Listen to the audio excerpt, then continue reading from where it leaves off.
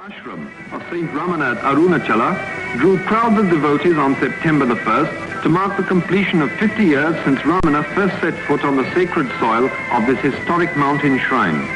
From far and near they flocked for darshan of the holy sage, who by the severest austerities and profound contemplation has attained spiritual wisdom and serenity unique in the country.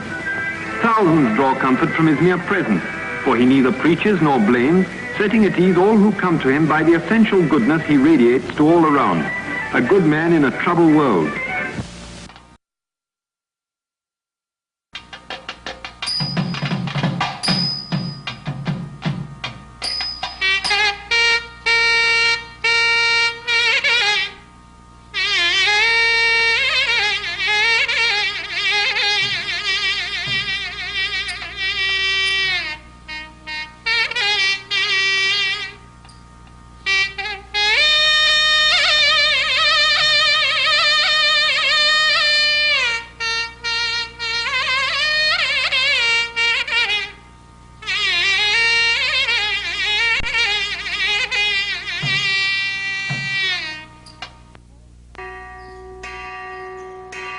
In the small town of Tiruchuri, 30 miles from Madurai in South India, Arudra Darshan, a celebration of Lord Shiva, is performed annually with great religious fervor. On December 29, 1879, devotees had taken the Shiva Nataraja image out from the famed Bhuminatha temple and were parading the deity in the streets of Tiruchuri.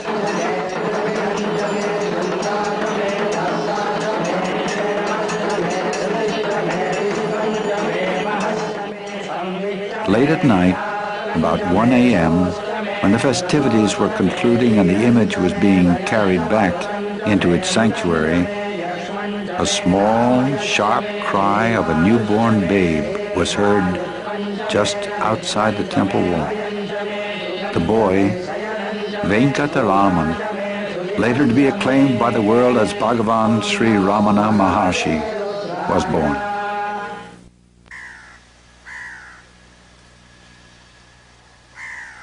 Venkataraman was the second of 4 children born to Arigamal and Sundaramayer. Sundaramayer was a successful pleader in court and a self-made man. He was renowned throughout the area for his generosity and wisdom. The house he built stands as a testimony to this. It was built in 2 separate units, providing an equal amount of space for guests and pilgrims as for his own family.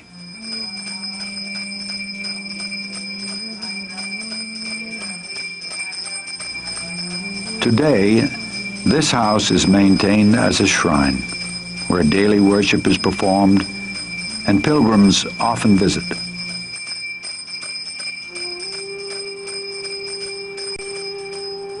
Sundaramayer commanded respect and reverence from even robbers who would withdraw from attacking his cart when it passed at night.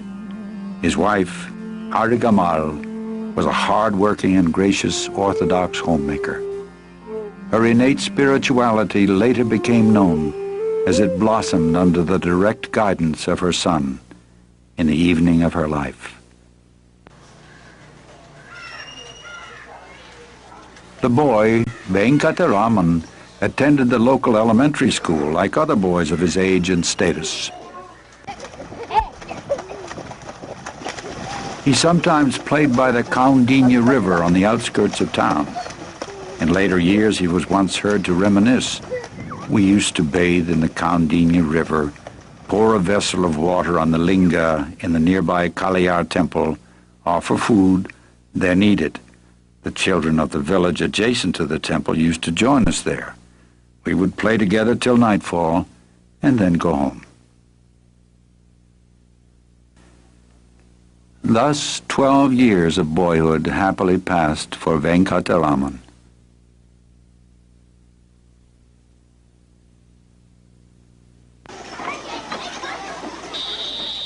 In 1891, he was sent for higher schooling to relatives in Dindigul, where he attended Dindigul Municipal High School. This larger town is about 70 miles north of Tiruchuri. He was living in this house for less than 1 year when the ominous news of his father's serious illness reached him. He immediately returned home, and within a few days, on February 18th, 1892, his father died. With no man to lead the household or adequate income to maintain it, Venkataraman's family was divided among relatives. He and his older brother went to live with their paternal uncle, Subba Iyer, in Madurai. Arigamal, her daughter and youngest son, went to stay with other relatives in a nearby town.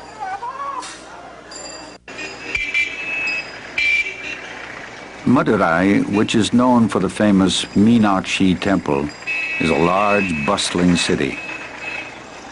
Venkataraman first joined the Scots Middle School, and by the time he advanced to the American Mission High School, it became clear to all that this boy would never be a scholar.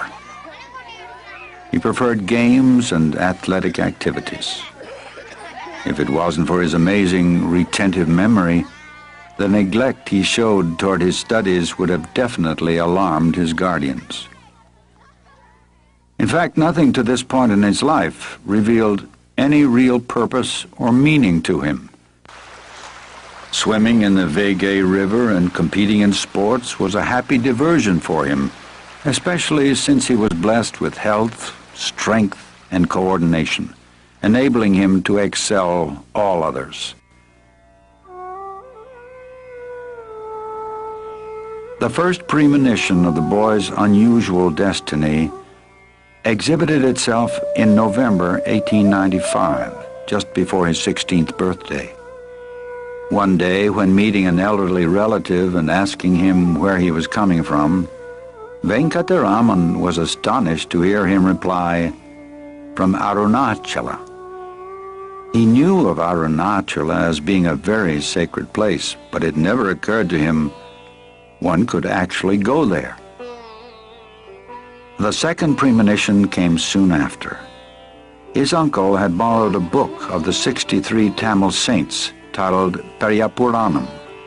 Venkataraman picked it up and, as he read it, was overwhelmed with ecstatic wonder that such faith, such love, such divine fervor was possible, that there had been such beauty in life. The tales of renunciation leading to divine union inspired him with awe and emulation. The climax came only a few months later. Venkataraman was in the upstairs room of his uncle's house when the great change in his life took place. In fact, it was quite sudden. A violent fear of death overcame him. In spite of good health, and without crying out for help, he just felt, "I'm going to die." This shock drove him inward, and he was totally absorbed in the vital questions demanding to be answered. What does death mean? What is dying? It is the body that dies. He dramatized the event by imitating the state of rigor mortis, lying stiff, holding back breath and voice like one dead. His body would be carried to the burning grounds and reduced to ashes. Yet he thought, I still feel the full force of my personality and even the voice of the I within me, apart from the body. He experienced that he was the supreme spirit transcending the body. The body dies, but the spirit cannot be touched by death. He was granted the certainty that he was the deathless spirit. From that moment on, the I, or self, focused attention on its source, which is the self and substratum of all existence, and his absorption in it remained unbroken. Whether talking, reading, or doing anything else, he was always centered within, on that supreme self. The permanent awakening of this new awareness within him simply meant the transcendence of his individual I or ego sense and union with God.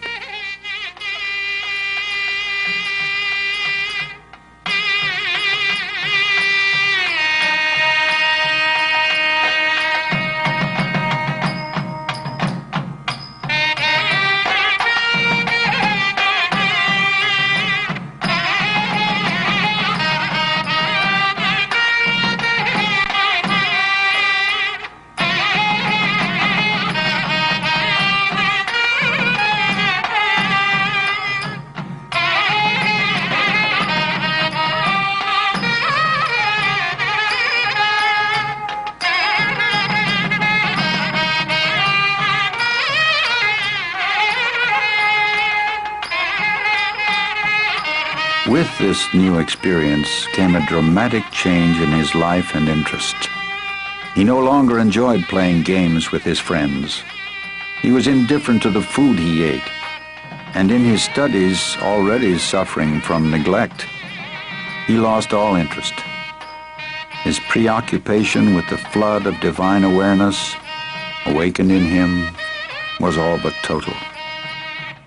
If there was anything at all that attracted him, it was the nearby Meenakshi temple. He would now go there every evening and stand for a long time alone, motionless before the images of Shiva or Meenakshi or Nataraja and the 63 saints. As he stood there, waves of emotion would overwhelm him. The crisis came on August 29th, 1896, some 2 months after the awakening. Venkataraman was attempting to write out an English grammar lesson when the futility of the exercise struck him so forcibly that he pushed the papers away, sat cross-legged, and abandoned himself to meditation. His elder brother, sitting nearby and observing this, rebuked him, saying, "What use is all this to such a one?" Recently, he had often scolded him because of his indifference to responsibilities, and pointed out that if he insisted on acting like a renunciate or sadhu, what is the use of staying here and playing the role of a student?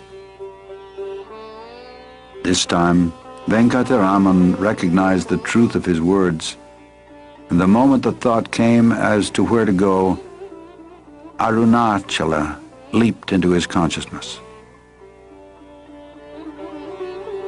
Shortly after, he rose and told his brother he had to attend a special class on electricity.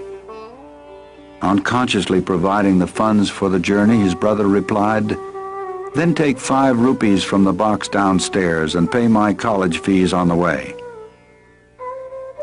Proceeding downstairs, his aunt served him a meal, which he ate hastily. He was given the 5 rupees, and then he quickly glanced through an outdated map to locate the nearest train station to Tiruvannamalai. He saw it was Tindavanam, although a railway line had recently been constructed to Tiruvannamalai, where the Arunachula mountain is located.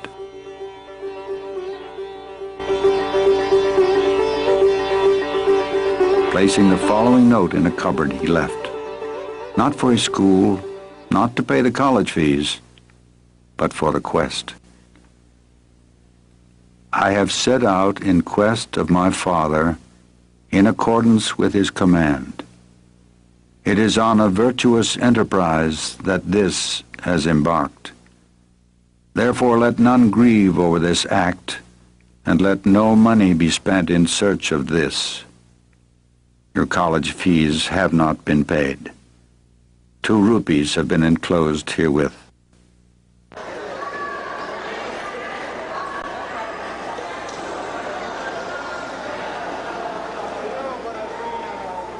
Reaching the train station, looking up the table of fares, he quickly located Tindavanam. Had he looked closer, he would have seen the town Tiruvannamalai, but he was already late for the noon departure. Purchasing his ticket and rushing to the platform, he was relieved to find the train had not even come into the station. Once on his way, Venkataraman sat silent among the passengers lost in the exaltation of his quest. After passing several stations, a bearded Muslim pundit asked him where he was going. A discussion ensued which resulted in his realizing he could change trains at Villapuram Junction and board another for Tiruvannamalai itself.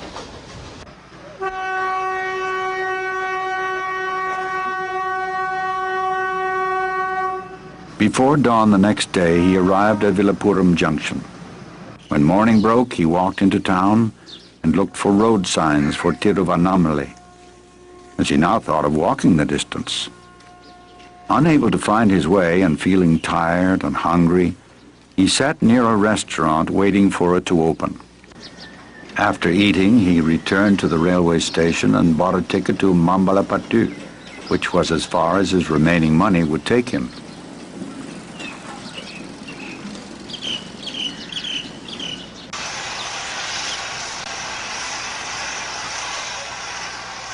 He reached Mambalapattu in the afternoon and from there walked along the railway lines toward his destination. A 10-mile walk took him as far as Tirukoilur. It was now evening, and before him was the ancient temple of Arayaninalur, built on a large rock. It was at this spot the glorious saint Jnana Sambandar first glimpsed the holy Arunachula hill over 1,000 years ago.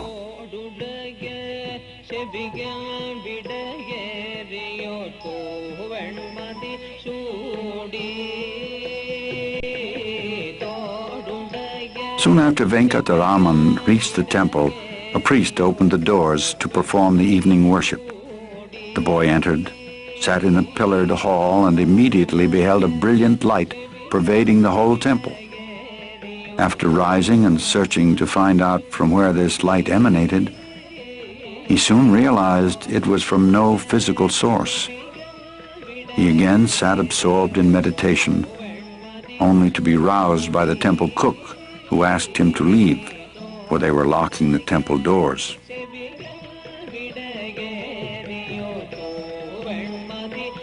Being hungry and tired, Venkataraman asked for food and permission to stay. He was refused both requests and was given the suggestion to follow them to the Kirur temple across the river, where he may be given food after the worship there. Reaching the temple, he again sat and was plunged into deep absorption.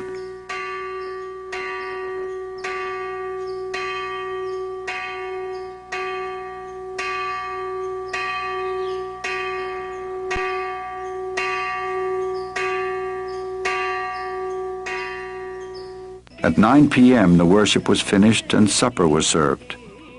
He again requested food, and this time the temple drummer, who was impressed with his appearance and devout manner, gave him his own share. By now he had become very tired. He took his leaf plate of food in hand and was led out to a nearby house to obtain some water. While waiting for the water, he collapsed in a faint or sleep. A few minutes later, he came around, drank some water, ate some food, and then lay down on the grass to sleep. Next morning was Monday, August 31st, the birth anniversary of Sri Krishna. When Venkataraman woke, he walked about looking for the road and began feeling tired and hungry again. Tiruvannamalai was still 20 miles away. He stopped at this house near the Kirur temple to beg for food, and the mother of the home warmly responded to this bright-looking boy on this holy day of Sri Krishna. Venkataraman was wearing the traditional ruby-set earrings worn by Brahmin boys, which were worth some 20 rupees. Remembering this, he offered it to the head of the household for a loan of 4 rupees, enabling him to complete his journey by train.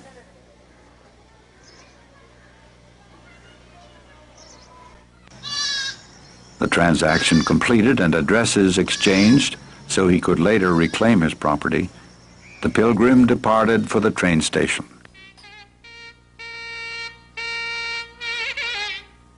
had to sleep that night in the station, for the train to Tiruvannamalai didn't leave until the morning.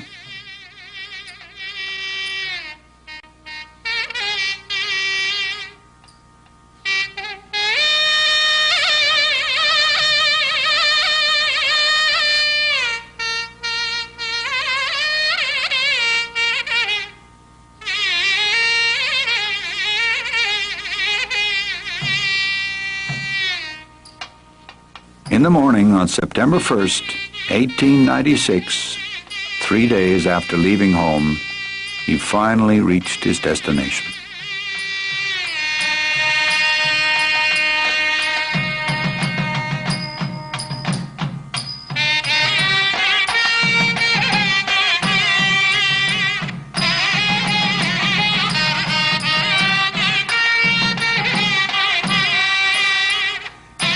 With quick steps, his heart throbbing with joy, he hastened straight to the great temple of Arunachula.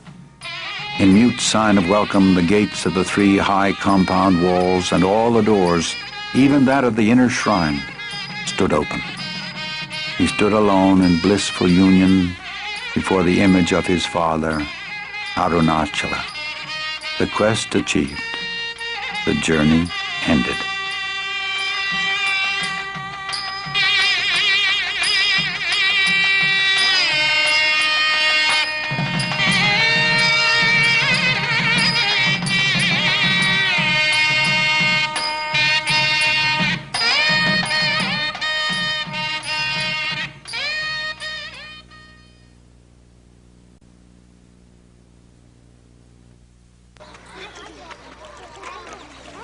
Leaving the temple, Venkataraman wandered out into the town.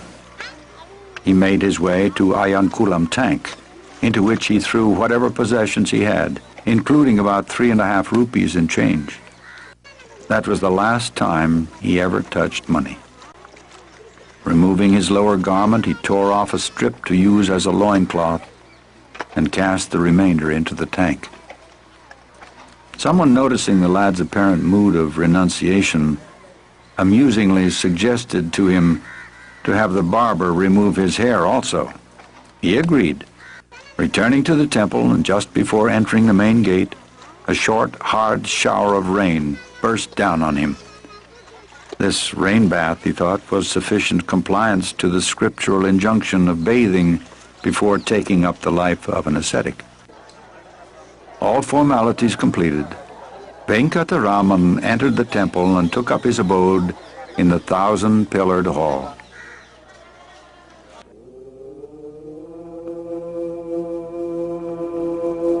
He sat, giving himself up to total absorption in the bliss of being. Day by day, day and night, he sat unmoving.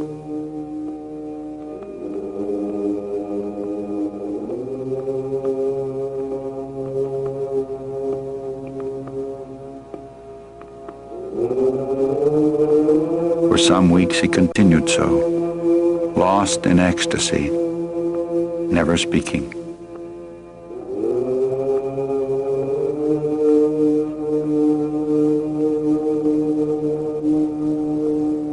A saint known as Seshadri Swami, who had arrived in Tiruvannamalai a few years earlier, began looking after the Ramana Swami, as Venkataraman was now called.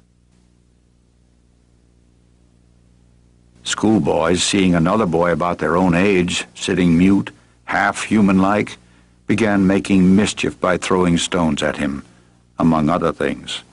Seshadri Swami's attempts to keep them off were not very successful. So Brahmana Swami sought refuge in the Patala Lingam, an underground cellar shrine in the 1,000-pillared hall.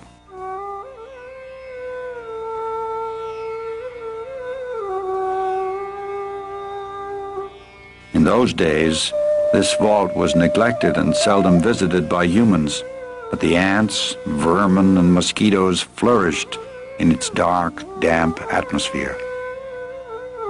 In this corner, they preyed upon the boy's flesh until his thighs were covered with sores that ran blood and pus. To the end of his life, the marks remained. The few weeks he spent there was a descent into hell, and yet absorbed in the bliss of being, he was unmoved by the torment. It was unreal to him. One day a pious man, seeing boys throwing stones into that cellar, became indignant and chased them away. Entering the vault, he was horrified to discover the ill-kept youth who sat unaware of his surroundings.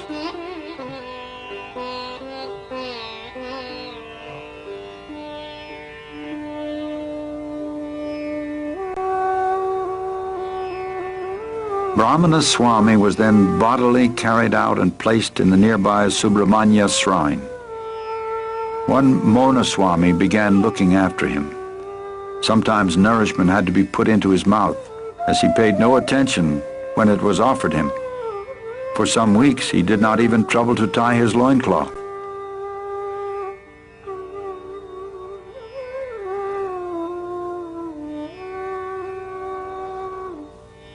After a few weeks, he moved out to the temple garden, then later to the hall of the temple vehicles, later again under a tree near the temple wall. In this way, for nearly 6 months, he resided within the great temple. He remained almost always completely absorbed in a blissful trance. He would even move about in this trance, for on waking to the world, he would sometimes find himself under a different bush with no recollection of how he got there.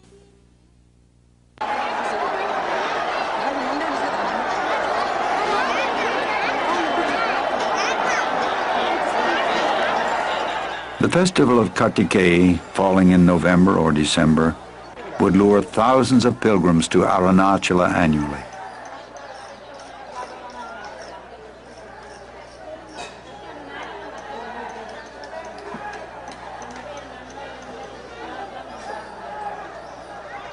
Ramana Swami began to attract much attention and devotion from these pilgrims, who saw in him a pinnacle of renunciation and union with God.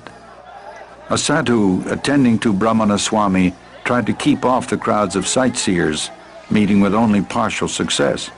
Some time passed with no relief from the onlookers, so another suggested the Swami would be less disturbed if he left the temple and moved to Guru Murtam, a shrine on the outskirts of town. By way of gesture, Ramana Swami consented.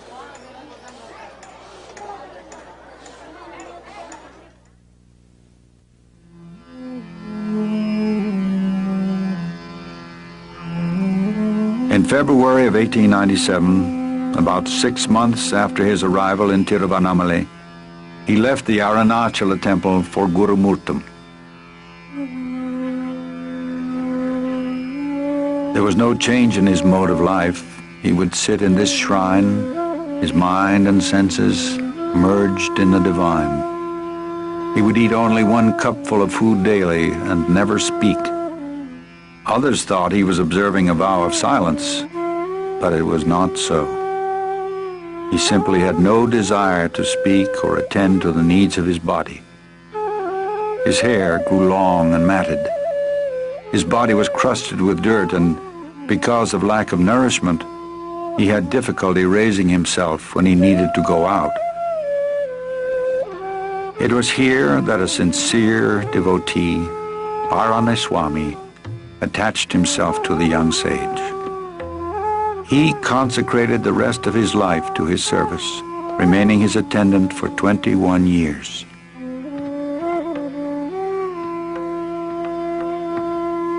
The owner of a neighboring mango orchard noticed the number of pilgrims and sightseers increasing, causing some disturbance.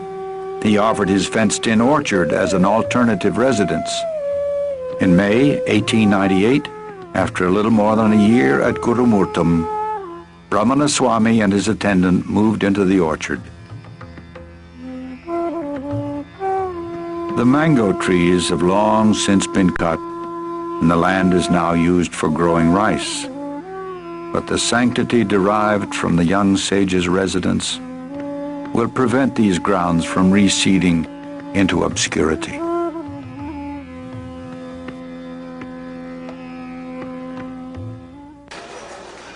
About the time Venkataraman moved to the orchard, his uncle in Madurai died. It was at his funeral that the bereaved family received news that their runaway boy was now a revered Swami in Tiruvannamalai. Arigamal anxiously sent her late husband's other brother, Nelliyappa Iyer, to bring the boy back. After arriving in Tiruvannamalai with a friend, Nelliyappa Iyer was deeply moved to see his nephew in such an exalted state, but distressed at his physical condition. He pleaded with the boy to return to his family. The Swami remained silent and indifferent, and his uncle returned home disappointed. 6 months quietly passed in the mango orchard. Then the Swami decided to live alone and beg his food in town. He moved to this Arunagirinatha temple. Paranaswami, his attendant, insisted on following him. After a month here and another month in the Arunachula temple, he went up to Pavarakunru, one of the eastern spurs of the Arunachula mountain. He stayed in the temple there and continued to sit, as before, immersed in the bliss of being. It was here, near the end of 1898, where Arigamal found her son.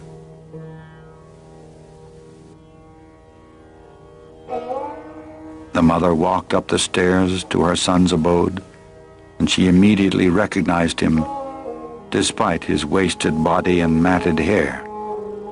Day after day she beseeched him, entreated, begged, and even reproached him for not returning home. The boy sat unmoved. In final desperation, she burst into uncontrollable tears. The boy walked away lest his compassion should show and give her false hopes. In the end, he wrote on a piece of paper, "The ordainer controls the fate of souls in accordance with their prarabdha karma. Whatever is destined not to happen will not happen, try as you may. Whatever is destined to happen will happen. Do what you may to prevent it. This is certain. The best course, therefore, is to remain silent." The mother resigned herself to his firm resolve and left.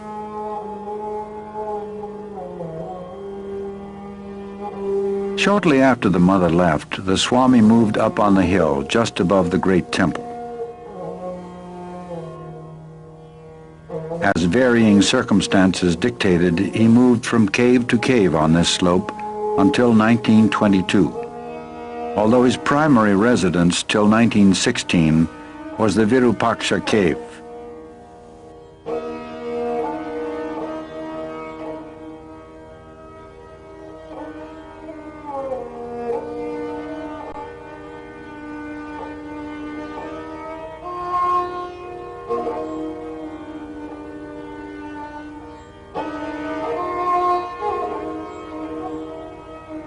This dwelling that contains the remains of the 13th century saint Virupaksha has a small stream running next to it. Unfortunately, in the summer months, the cave becomes oppressively hot and the stream dries up. During this hot period, the Swami and his followers would move to the nearby mango tree cave, which was somewhat cooler and had adjacent to it a perennial supply of water.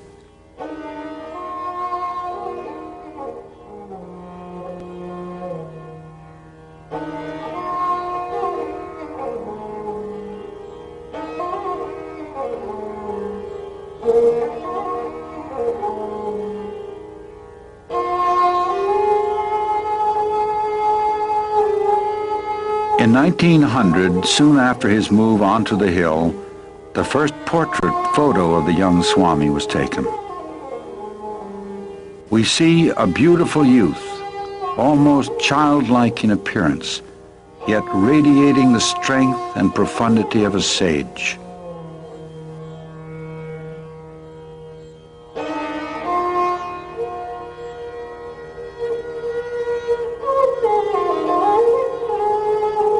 During the early years on the hill, The Swami continued to maintain silence. His radiance had already drawn a group of devotees around him, and an ashram had come into being. He occasionally wrote out explanations or instructions for his disciples, but his not speaking did not impede their training, for his most effective instruction was imparted in silence. Merely by sitting in his presence, restless minds came under control, and long-sought spiritual experiences manifested of their own accord. This penetrating and transforming silence became the hallmark of the young sage. The first Western visitor, F.H. Humphreys, an English police officer, described its effect in a letter to a friend in England. On reaching the cave, we sat before him at his feet and said nothing. We sat thus for a long time, and I felt lifted out of myself. For half an hour I looked into the Maharshi's eyes, which never changed their expression of deep contemplation. I could feel only that his body was not the man. It was the instrument of God, merely a sitting, motionless corpse from which God was radiating terrifically. My own feelings were indescribable. In 1902, one Shiva Prakasam Pillai happened to come to Tiruvannamalai on government work. After hearing of the young sage, he immediately went up the hill to see him and was captivated on his very first visit. He put 14 questions, and since the Swami was still observing silence, both questions and answers were in writing. These answers were later expanded and arranged in book form as Who Am I? This small book, containing his early teachings, remains the essence of all instruction ever given.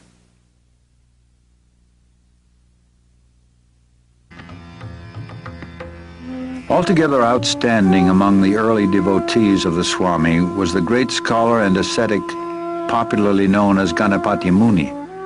He was a man of towering ability, a child prodigy in Sanskrit, a phenomenal memory, a man of intense sincerity, natural humility, and devotion. His very presence evoked awe and respect. In 1903, as a young man of 25, he moved to Tiruvannamalai, thinking it a good place to perform austerities. By the year 1907, doubts began to assail him. And one hot afternoon, with great agitation, he ran up the hill to the Swami, fell at his feet, and with a voice quivering with emotion said, "All that has to be read I have read. Even Vedanta Shastra I have fully understood. I have performed japa to my heart's content, yet I have not up to this time understood what tapas is. Therefore I have sought refuge at your feet. Pray enlighten me as to the nature of tapas." The Swami turned his silent gaze upon him for some 15 minutes, and then replied, "If one watches whence the notion I arises, the mind is absorbed into that. That is tapas. When a mantra is repeated, if one watches the source from which the mantra's sound is produced, the mind is absorbed in that. That is tapas."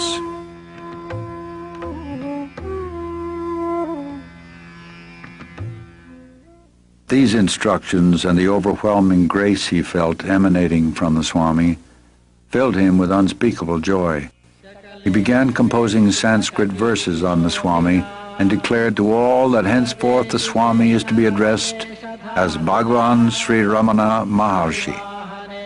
Immediately the name Ramana came into use, so also did the title Maharshi, which means great seer. But gradually the epithet Bhagavan began to prevail among his devotees. It simply means divine.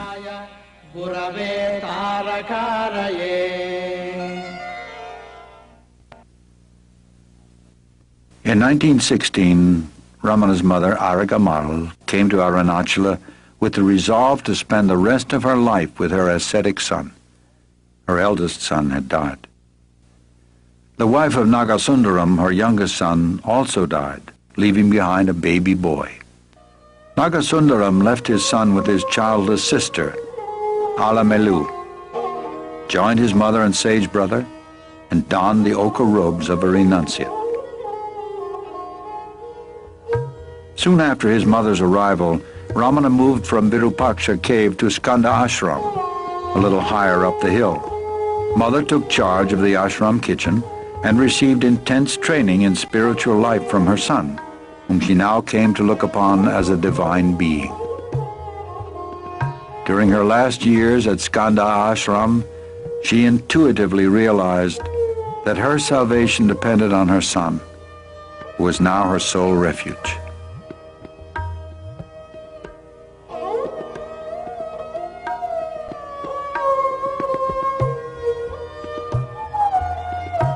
She refused to leave his company even for a day, fearing she might die away from him. She told him, "It doesn't matter if you throw my dead body in the thorny bushes, but I must die in your arms." And in his arms she was on that fateful day of May 19th, 1922. And by his special touch, she attained the final state of absorption in the heart before she breathed her last.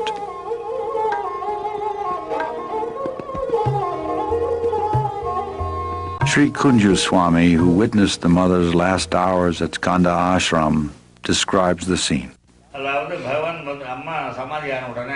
On that last day, from 5 o'clock, there was a premonition that this was mother's final day. Bhagavan sat by her side and put one hand on her chest and the other on her head. Bhagavan was advising everyone to go and eat, because if she died, it was considered unclean by Orthodox people to eat in a house where a death had occurred. Some of the Orthodox ones amongst us went and ate, but others who felt particularly close to Bhagavan didn't think about leaving him to go and eat. Bhagavan continued to sit by mother's side and kept his hands on her. Different expressions of joy and sorrow were passing over her face. Bhagavan was commenting, "Is mother in this world? No. She is in different worlds, going through various births and the consequent experiences." When her passing seemed imminent, people like Ganapati Muni, T.K. Sundaresh Iyer, and others decided to recite from the Vedas. On the other side, Sharanagati Ramaswamy and a Punjabi gentleman started reciting Ramajapa. Without any forethought, we joined in with the singing of Akshara Manamalai and Arunachula Shiva. Amidst this loud singing and reciting of various scriptures, mother left the body. Still, Bhagavan continued to keep his hands on her heart and head. We wondered why he was still seated like that. Then he explained, "When Painiswami was breathing his last, I did the same thing. I thought the soul had subsided in the heart and removed my hands. He opened his eyes and the life force left through the eyes. So this time, to be certain, I'm keeping the hands on longer than needed." I learned this important secret from Bhagavan that day. He then got up and we all ate. After eating, we gathered again near the body without any feeling of pollution. Ganapati Muni had raised the question about the possibility of a woman attaining the state of realization in Ramana Gita. Bhagavan had said that the state of realization does not relate to the form of the gross body. So we all felt satisfied that Mother had attained liberation and were happy. Happier indeed, because we saw that Mother's face and body were now radiating such luster and light. The mother's body was carried down to the foot of the southern slope and buried with all the ceremony and rites according to a liberated soul, a jnani. A shrine was erected over the grave, and the Maharshi would visit it almost daily.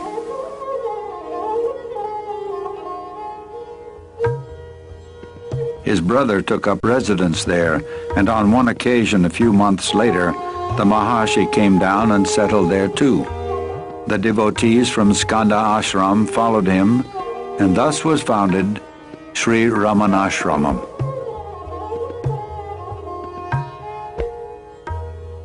At first there was only a thatched hut built over the mother's grave. But as seekers and devotees began pouring in from all over India and abroad, buildings were constructed to accommodate them. A 40 by 15-foot hall was built to house the Maharshi, and although he preferred every sort of simplicity, a couch was forced upon him. This became his home for most of the 24 hours of the day.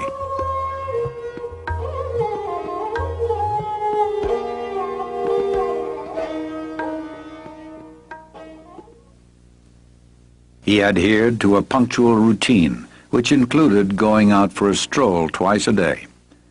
At these times he would walk up on the slopes of his beloved Arunachula hill, and if any attachment to anything could be said of him, it was surely an attachment to the hill. He loved it and said it was God himself, the spiritual heart or center of the earth. He seemed to never be so happy as when wandering around its slopes, and once remarked that there was not one spot on the hill where he had not set his foot. He also encouraged devotees to walk around the 8-mile circumference of the hill, as it has been well known from ancient times to be a very potent spiritual exercise. Generally, the Maharshi appeared to be indifferent, a witness to what was going on around him. Nevertheless, he was always aware of what was happening and seemed to be very particular about certain matters. First of all, he insisted that he should be accessible to devotees and visitors at all times, even on the day of his death when he had no strength to even hold his head erect.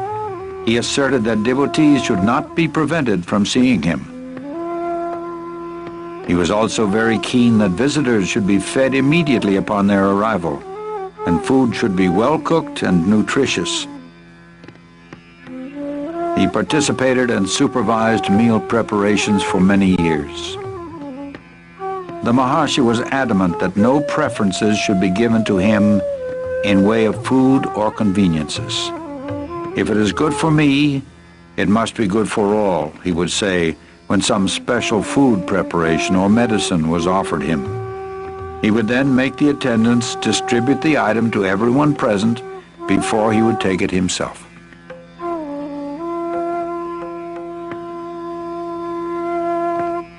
In his company, one would notice a total absence of distinction between men and women of different castes and creeds, of different races and religions, between a prince and a peasant, an ascetic and a householder. His equality extended far beyond human beings and embraced even plants and animals.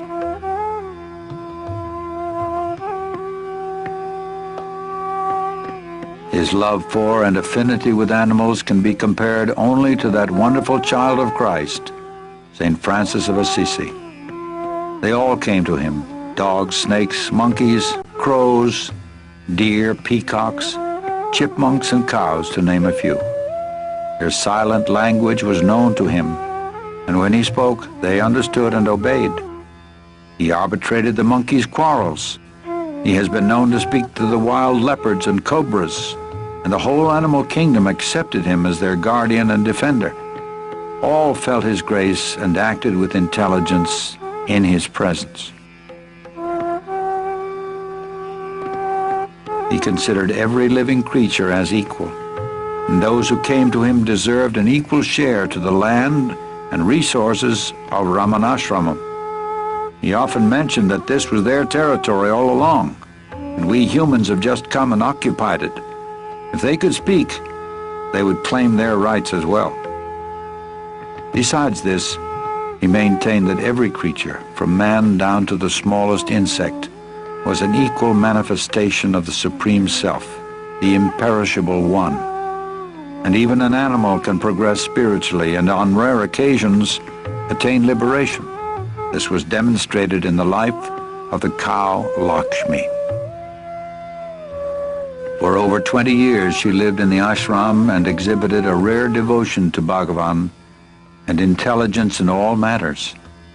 Bhagavan fully reciprocated her gentle devotion, and on her last day, when her end was near, he went to her. "Amma, Mother," he said, "you want me to be near you?" He sat down beside her and took her head in his lap.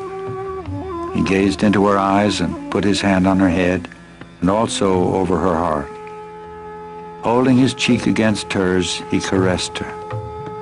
Satisfied that her heart was pure and centered on God, he left her.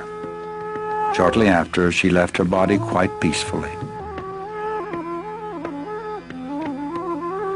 She was buried with full ceremony, and a stone bearing her likeness was erected over her grave. An epitaph written by Bhagavan was engraved thereon, stating that, in fact, she attained final liberation on that day.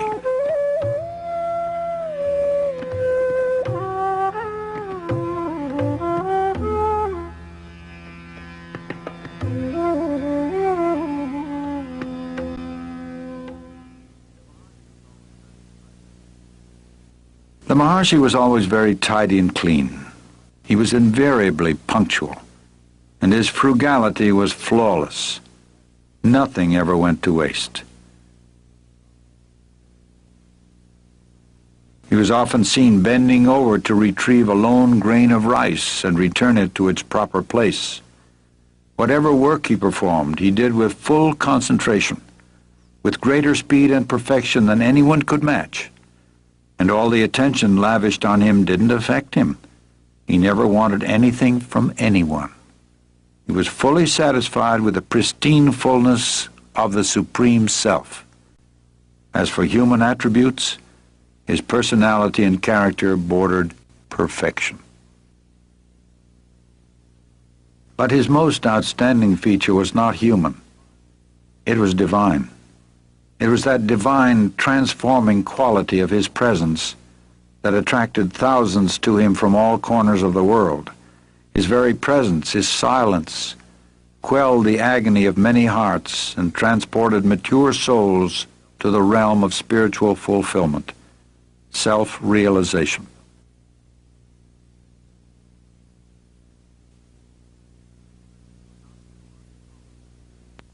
Let us listen to a not so uncommon experience of one such seeker, Ramani Amal. Bhagwan's look was real magic. You could not do anything, but just looking into his eyes transformed you into samadhi. Everyone in the hall used to feel Bhagwan was looking at them alone. This is the true experience of each one of us. In his inimitable way, he was giving the glance of grace to each and everyone seated in the hall. Bhagwan's look used to take us deep into samadhi. Just by looking into his eyes, you came to know what meditation is. This is the common experience of all devotees.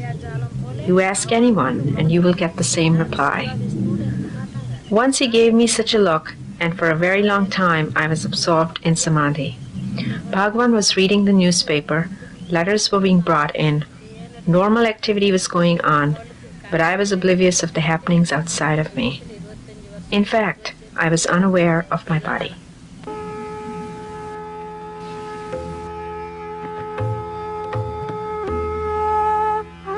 The sincere seekers flocked to him, and the intensity of their sincerity was reciprocated in full in an unseen manner, known only to the seeker. He explained to the devotees that although one may see varied visions, hear supernatural sounds, experience clairvoyance, even develop occult powers such as invisibility, the materialization of objects, and so forth, it is not until the mind is perfectly silenced and sunk into the heart, the seat of the Supreme Self, can the final truth be realized and perfection attained. With or without visions, his guidance would take them beyond the limitations of body and mind and awaken the pure awareness of the self in the heart. Professor N.R. Krishnamurti Iyer, an ardent senior devotee of the Maharshi, recalls his experiences while sitting before the Master in 1934. Quite a long time, for a number of hours. Sometime about the midnight, I never moved about. I simply stayed where I was. I was unconscious of what things were happening around. The light, just you see light from a concave mirror being focused, a parallel beam. When you project on a concave mirror, it is focused on a focal point. That focal point was the heart. At that focal point, all that light was drained. The heart was open. The Kundalini Shakti was completely sucked into that heart. That was seat of Arunachula, Ramana. And there, when the open, usually heart is closed. The heart open, I never knew any of these things. I have never read any theory. These are all practical experiences. When throughout the night, immediately, there gushed forth a flood of nectar from the heart. It drenched every pore of my skin. It drenched my whole physical system. It poured out, went on coming out in great floods. The whole universe was filled. The fun of it was, my awareness was not in the body. My awareness was over the whole of the space, filled by that nectar. The whole universe was nectar. Nectar, I call it either. You may give it a name, something very subtle, but alert with awareness at every point. And that all the bodies there, living and non-living, were simply like flakes, snowflakes, floating in that ocean of nectar. If you ask me what is my body was the whole universe of nectar.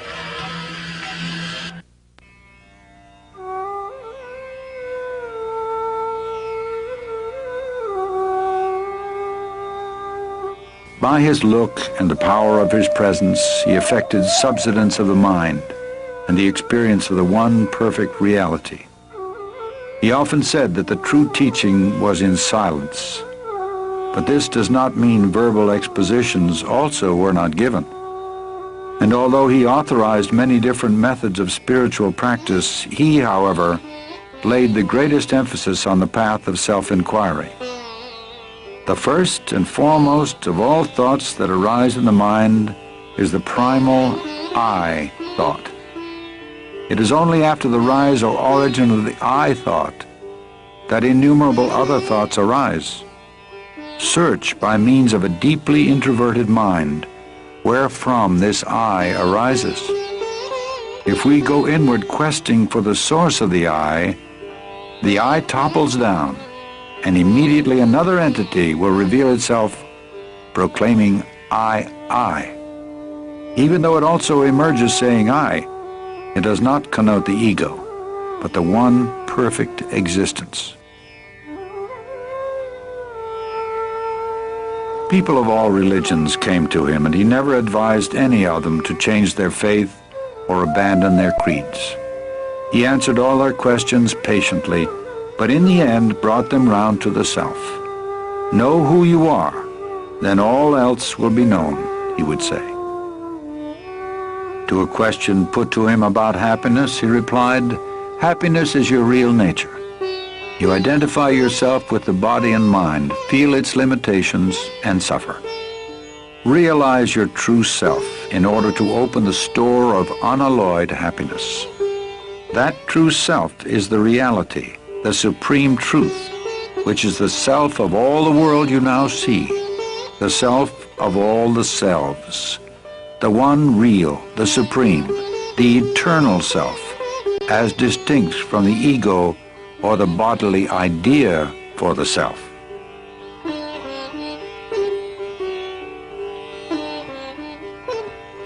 He never advised anyone to renounce their families or move to the forest. The obstacle is the mind, he would say. It must be got over whether at home or in the forest. And why should your occupation or duties in life interfere with your spiritual effort? By giving up activities is meant giving up attachment to activities or fruits thereof, giving up the notion, I am the doer. The practice of his teaching doesn't require outward rituals or ceremony. It takes one straight to the source of one's own being, which is the source from whence all religions spring and must ultimately resolve. It can be practiced by men and women of all walks of life, regardless of their environment.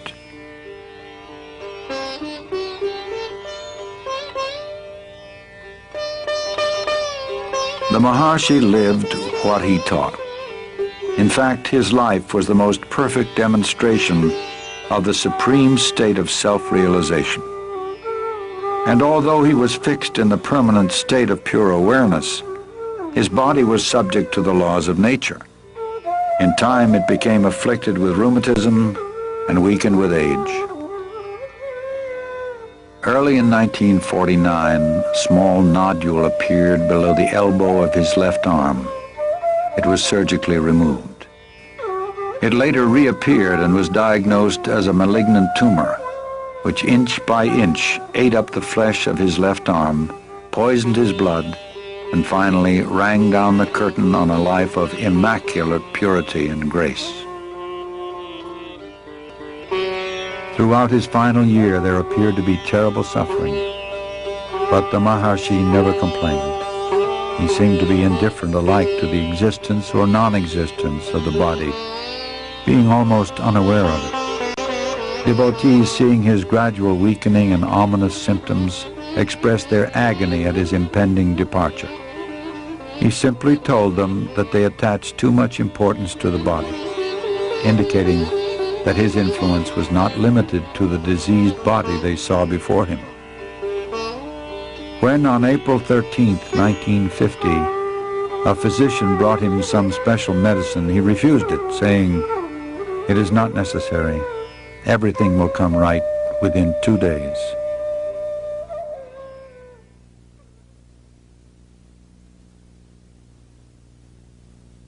The next day, a long crowd filed past the open doorway. The disease-racked body they saw there was shrunken, the ribs protruding, the skin blackened. It was a pitiable vestige of pain.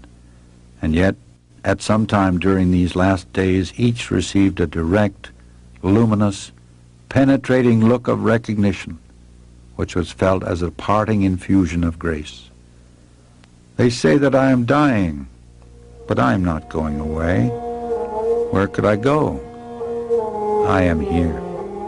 He repeated this several times, implying clearly that the end of his body would not interrupt the grace and guidance.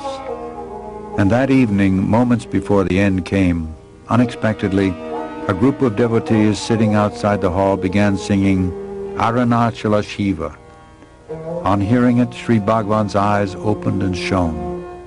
He gave a brief smile of indescribable tenderness. From the outer edges of his eyes, tears of bliss rolled down.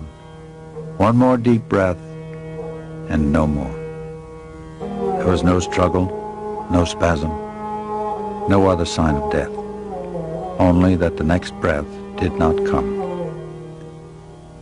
At that very moment, an enormous star trailed slowly across the sky and disappeared behind the holy Arunachula hill.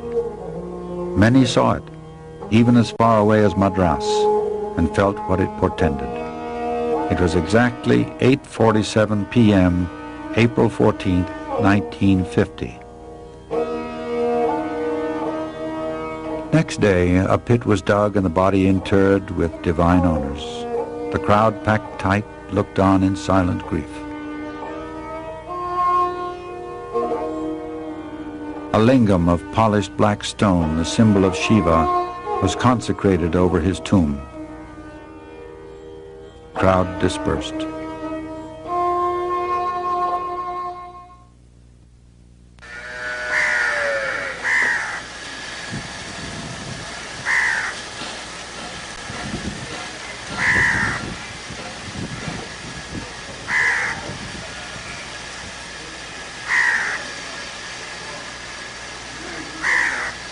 After the first shock of bereavement, devotees slowly began to be drawn back to Tiruvannamalai.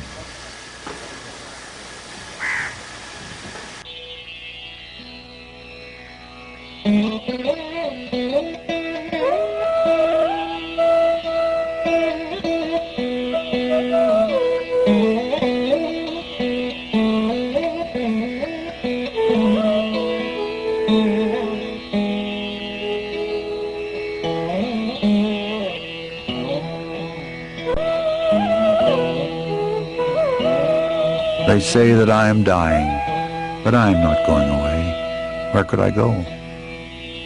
I am here.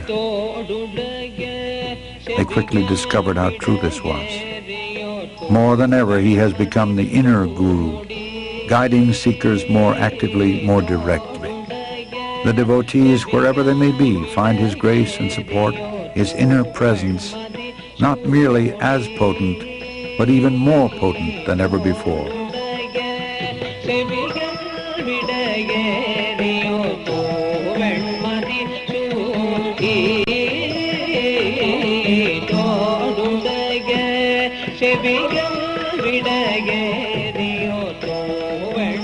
And since the disappearance of his bodily form, his name and fame have been growing day by day. Now, in greater numbers, thousands flock to his tomb and feel the powerful influence of his presence. Houses and cottages have sprung up in and around his ashram.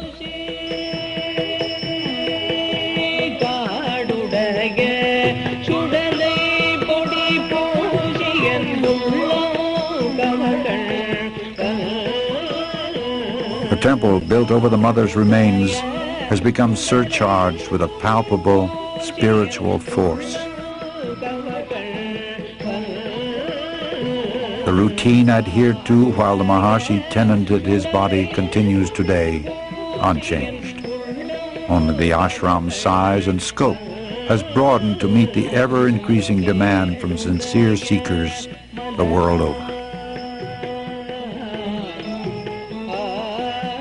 He lived his life, emanated his power, enunciated his teachings only to demonstrate to mankind that life has a meaning and purpose, that there is an indestructible reality, an incomparable beauty, a life of perfect peace and bliss within the hearts of all beings. He is the embodiment of that.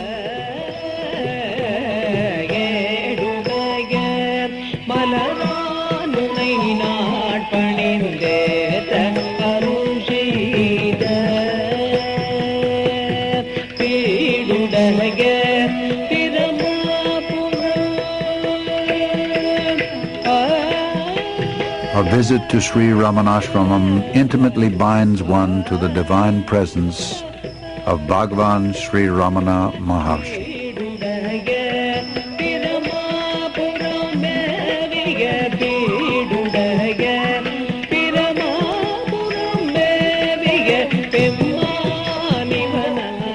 That presence is, in fact, all-pervasive.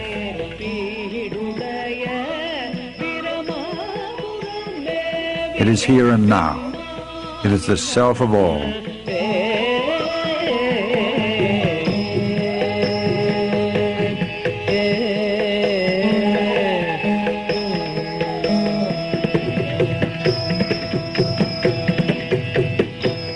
Happiness is your real nature. Realize your true self. in order to open the store of unalloyed happiness.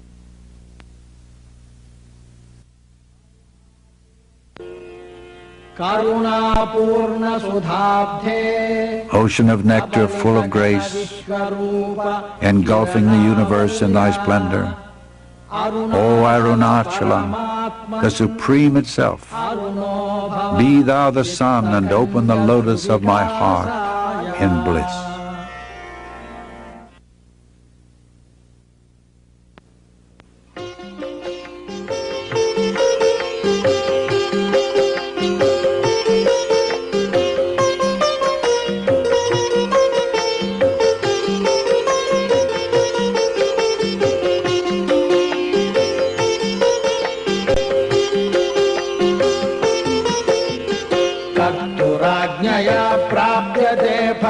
कर्म किं परं कर्म तज्जडं कृतिमहोदधौ पतनकारणं फलमशाश्वतं गतिनिरोधकम् ईश्वरार्पितं नेच्छया कृतं चित्तशोधकं मुक्तिसाधकं कायवाङ्मनः कार्यमुत्तमं पूजनं जपश्चिन्तनं क्रमात्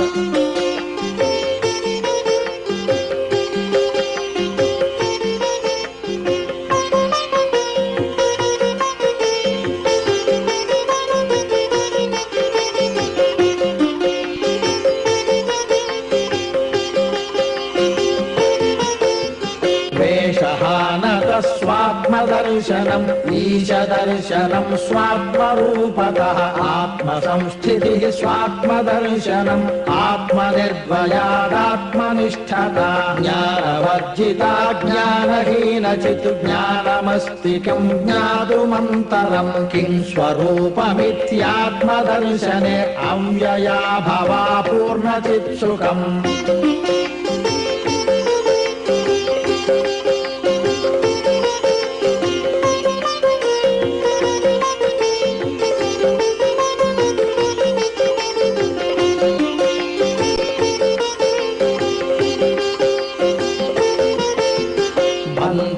मुक्त्यतीतं परं सुखं विन्दतीह जीवस्तु दैविकः अहमपेतकं निजविभानकं महदिदं तपो रमणवागियम्